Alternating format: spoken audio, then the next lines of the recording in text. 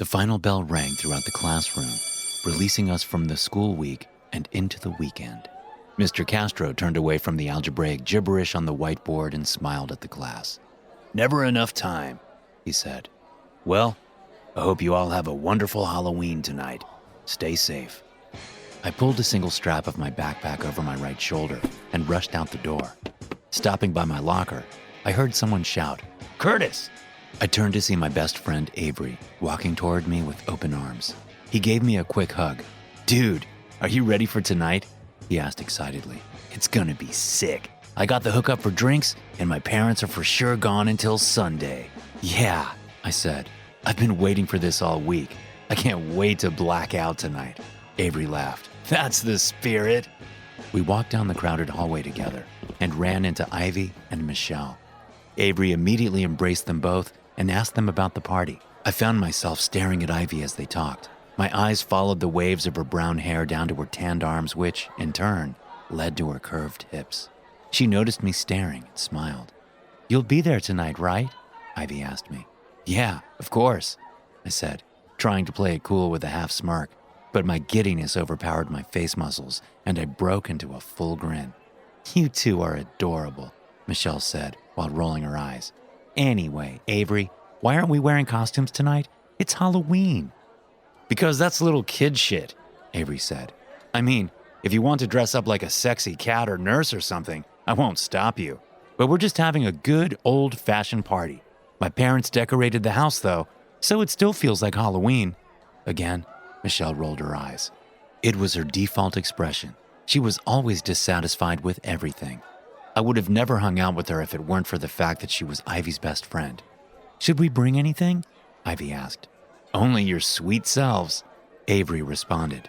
We started to walk away when he turned around and shouted, "Oh, and chips!"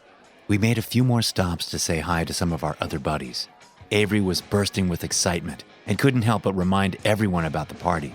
He even randomly invited a group of freshmen as we passed them. They smiled awkwardly and said they would try to make it. As we were almost at the door, I felt someone grab the hair on the back of my head and yank out a clump. The surprise of pain made me furious, and I spun around to see who the culprit was. The hallway was still crowded, and people were moving in many different directions. Scanning, I saw a figure moving away from me, more hurriedly than anyone else. I shoved my way through the crowd, grabbed the figure by the shoulder, and spun him around. It was Jamie Burton, a geeky loser kid from our grade, someone we had all picked on since elementary school. I had bullied him without any real reason for many years, but now I had a reason. I pushed him against the wall of the lockers. "What the fuck are you doing?" I demanded. "Did you just yank out my hair, you little creep?" Jamie just stared at me. Usually, when we had him cornered, his expression would become fearful, but the gaze he now held me in was somewhere between hatred and indifference. "Are you going to hurt me, Curtis?" he said with no emotion.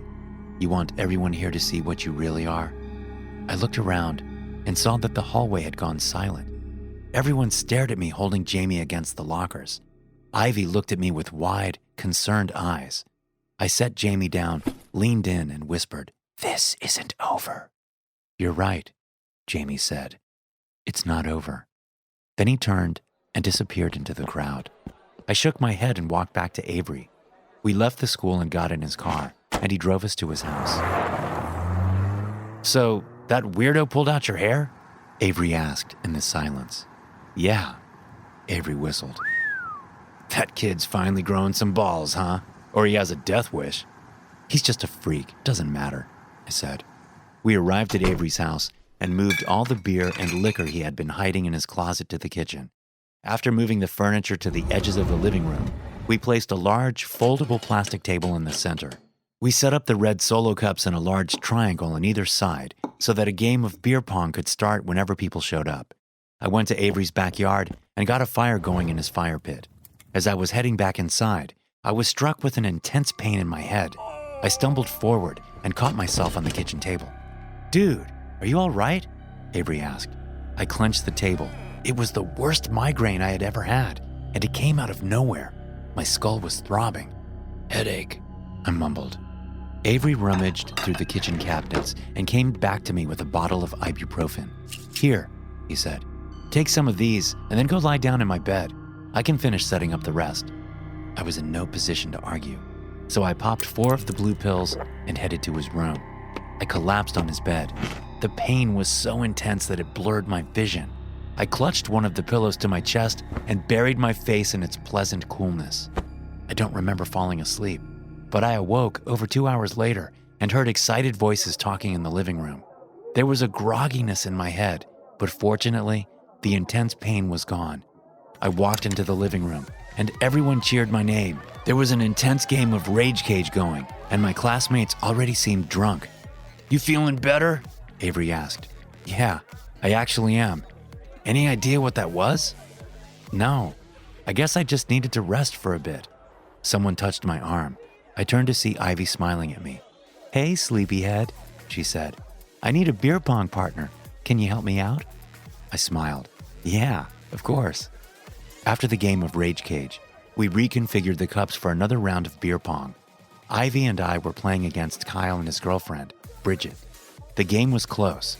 They had 2 cups left to shoot on our side, and we had 1 on their side. I scored the winning shot, and they failed at their rebuttal.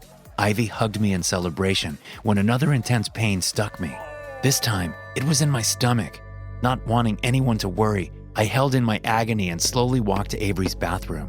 In the bathroom, I collapsed. I had never felt abdominal pain like this. It felt like someone had slid a knife into my belly. My only theory was that I had mixed too much alcohol with the painkillers I had swallowed earlier. That didn't make much sense though, because I had barely drunk anything yet. Still, I shoved my fingers down my throat and vomited up my insides. It didn't help. I curled into the fetal position on the tile floor and whimpered. What was happening? Was I dying? The pain was apparently making me hallucinate because an image flashed in front of me. I saw a strange altar with candles all around it. In the center of the altar was a doll made out of burlap. It had human hair sewn into its head, and there was a needle sticking out of its head and its stomach. The image disappeared. I remained on the floor for a while longer, and then the pain subsided. I was thinking of leaving the party when Ivy walked into Avery's bedroom. "Hey," she said. "I was looking for you." "Oh, really?" I questioned playfully. "Yeah, so I'm usually not this forward, but I've had a bit to drink and, well, I really want to kiss you." I wasn't going to wait for her to tell me twice. I pulled her in and kissed her soft lips. She giggled and we collapsed onto the bed. We kissed with more passion, and she slid her hand under my shirt. My head started to tingle. There was a growing itchy sensation. "Run your hands through my hair," I whispered. She did, but the itchy feeling intensified. "Wait," I said. "Scratch harder." "Is this like a kink of yours?" she asked. The itch became unbearable. I shoved Ivy away and scratched my head vigorously. The itchiness spread down to my arms. It was like fire. I dug my fingernails into my arms and scratched so hard that I drew blood. Ivy gasped and backed away. "Curtis, are you on acid or something?" "No," I groaned. "I don't know what's happening." I stood up and ran out the front door without saying goodbye to anyone. Whatever was happening, I didn't want my friends to witness it. I wanted to find my phone to call my parents. I realized that I had left it somewhere inside. I refused to go back in. I planned on walking home and asking my parents to drive me to the hospital. I scratched over and over. Blood poured thicker and thicker from my arms. Another vision flashed in front of me. I saw hands holding the doll. There was itching powder on its head and arms. Then the human hand grabbed the doll's arm and bent it backwards. At the same moment, my left arm snapped. The bone shattered. I shrieked into the night. What the hell was going on? Clutching my left arm with my right, I picked up my pace. Eventually, I made it to the bridge over the river that bisected our town. Someone was standing there in the lamplight. I tried to act normal so as not to cause a stranger to worry. When I got closer, I saw that it was Jamie, and he was holding the doll from my visions. Jamie looked up and flinched. He was genuinely surprised and frightened to see me. In a panic, he fumbled with the doll and tossed it over the side of the bridge. A faint plop echoed. Cold water covered me. My clothes instantly became soaking wet. I collapsed, catching myself with my good arm. Everywhere I touched the pavement, it became dark with wetness. When I gasped, unseen water rushed into my mouth. I choked. Jamie approached me, terror in his eyes. He muttered. I was suffocating. Every time I tried to inhale the air right in front of me, more water filled my lungs. Curtis! Jamie shouted. I'm sorry. I didn't think it was real. How could I know it was real? I rolled onto my back and continued to choke. I'll go get the doll, Jamie said, and ran across the bridge and down to the river. I'll find it, he shouted. I'm so sorry. I didn't know. Panic flooded my body along with the water. There was no escape. There was nothing I could do. Dizziness filled my head. It's not here, Jamie shouted from down below. He was sobbing. I'm sorry, Curtis. I'm sorry. The panic lifted. For a moment, I thought Jamie had found the doll, but I still couldn't breathe. My body had simply given up. There was no more use of panic because I was beyond saving. A strange sense of calmness rolled over me. There was no anger or hatred inside of me. In fact, I wanted to hug Jamie and tell him I was sorry and tell him everything was okay. I stared up at the night sky. The stars, one by one, faded into the blackness. Then, the darkness of the sky reached downward. It swallowed the buildings and the lights around me. Someone was shouting and crying 1,000 miles away. The last lamplight on the bridge disappeared.